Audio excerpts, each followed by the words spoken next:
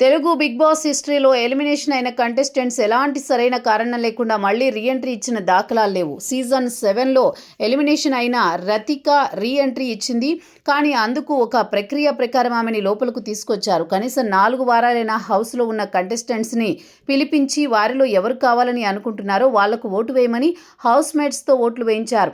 ఆ సీజన్ ఉల్టా ఫల్టా కాన్సెప్ట్తో నడిచింది కాబట్టి అందరికంటే తక్కువ ఓట్లు వచ్చిన రతికాని హౌస్ లోపలకు పంపించారు.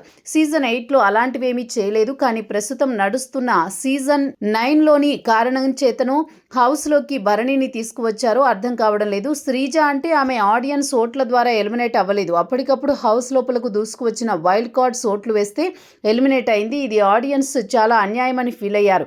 మళ్ళీ శ్రీజకు అవకాశం ఇవ్వాలని సోషల్ మీడియాలో పెద్ద యుద్ధమే చేశారు. ఫలితంగా శ్రీజ హౌస్లోకి అడుగుపెట్టింది. కానీ భరణి ఆడియన్స్ ఓట్లు వేయకపోవడం వల్ల ఎలిమినేట్ అయ్యాడు.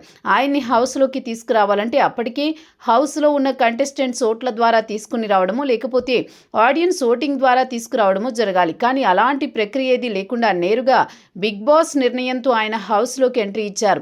ఇది ఆడియన్స్కి న్యాయంగా అనిపించలేదు. భరణి ఖచ్చితంగా స్ట్రాంగ్ కంటెస్టెంట్, టాప్ 5లో ఉండాల్సిన వాడే. కొంత మెతక మనస్తత్వాన్ని పక్కన పెడితే ఆయనకు టైటిల్ని కొట్టేసేంత కెపాసిటీ కూడా ఉంది.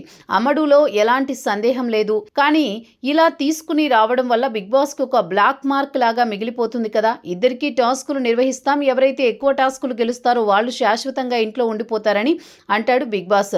3 టాస్కులు నిర్వహించగా అందులో 2 భరణి గెలుస్తాడు. బిగ్ బాస్ ఆయన్ని శాశ్వత ఇంటి సభ్యుడిగా ప్రకటిస్తాడు.